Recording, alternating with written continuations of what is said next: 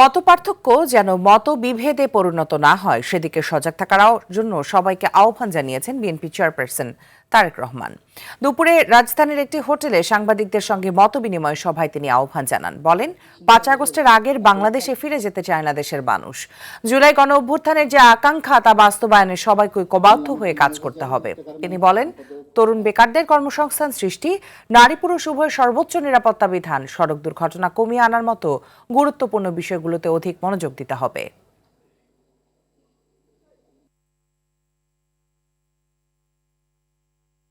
হিংসা, প্রতিশোধ, প্রতিহিংসা একটি মানুষ, একটি দল বা যেভাবে আমরা বিবেচনা করি তার পরিণতি কি হতে পারে আমরা দেখেছি ৫ই আগস্ট।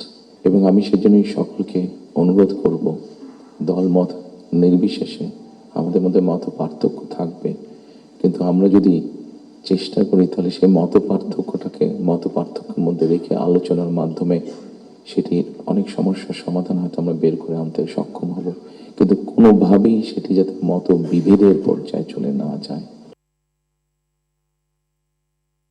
দর্শক, এই মুহূর্তে বক্তব্য রাখছেন তারেক রহমান। আমরা সরাসরি চলে যাচ্ছি সেখানে। অনেক দিন ধরে আমরা শব্দটা কি আমাদের রিফর্ম, শব্দটা মনে করতে পারেন সংস্কার, রিফর্ম, যে বিষয়গুলি নিয়ে আমরা আলোচনা করেছি, আপনারা যদি একটু খেয়াল করে দেখেন এই রিফর্মের আমার কাছে মনে হয়েছে যে 3টি পার্ট আছে। একটি হচ্ছে সাংবিধানিক পার্ট, একটি হচ্ছে আইনগত পার্ট, এবং আরেকটি হচ্ছে মানুষের প্রতিদিনের জীবনযাত্রা, নিরাপত্তা, তাদের সিকিউরিটি সবকিছু নিয়ে একটি পার্ট আছে। আমরা সাংবিধানিক বিষয় নিয়ে আলোচনা করেছি, আইনগত বিষয় নিয়ে আলোচনা করেছি। আমার মনে হয় মানুষের প্রতিদিনকার প্রত্যেকটি মানুষ, সকল সমাজের প্রত্যেকটি শ্রেণী পেশার মানুষ, তাদের প্রতিদিনকার যে চাওয়া পাওয়াগুলা, প্রয়োজনগুলো, সেটা নিয়ে বোধহয় আমরা আলাপ আলোচনা একটু কম করেছি। আমার কাছে মনে হয় সেই বিষয়গুলি নিয়ে বোধহয় আলোচনা করা উচিত। সেই বিষয়গুলি নিয়ে বোধহয় প্রত্যেকটি রাজনৈতিক দলের আলোচনা করা উচিত।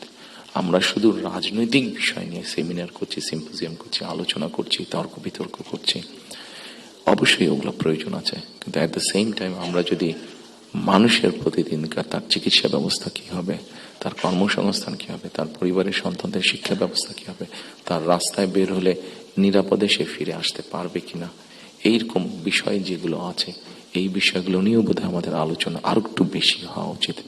এই বিষয়গুলো নিয়ে বোধহয় আমাদের প্ল্যান প্রোগ্রাম আরো একটু বেশি হওয়া উচিত। এই পলিসিগুলো নিয়ে বোধহয় আমাদের চিন্তা ভাবনা আরো একটু বেশি হওয়া উচিত। সম্মানিত উপস্থিতিবৃন্দ, সামনে নির্বাচন। আমি একটি রাজনৈতিক দলের সদস্য।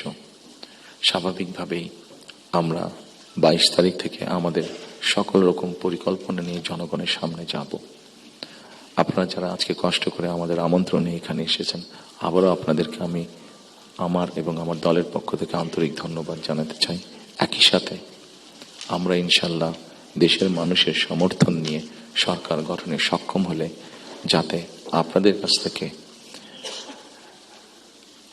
কাছ থেকে এমন ধরনের আলোচনা, সমালোচনা আমরা পাই যেটা আমাদেরকে সাহায্য করবে দেশকে সামনে এগিয়ে নিয়ে যেতে। শুধু সমালোচনা করার জন্য নয়, আপনাদের কাছ থেকে এমন সমালোচনা আমরা পাই যাতে আমরা দেশের মানুষের যে সমস্যাগুলো আছে সেই সমস্যাগুলো যাতে আমরা সমাধান করতে সক্ষম হই, আমরা সরকার গঠনে সক্ষম হলে, সেই প্রত্যাশা রেখে আবার আপনাদেরকে ধন্যবাদ জানিয়ে আমার বক্তব্য শেষ করছি। আসসালামু আলাইকুম। দর্শক, এতক্ষণ দেখছিলেন তারেক রহমানের বক্তব্যের অংশ বিশেষ।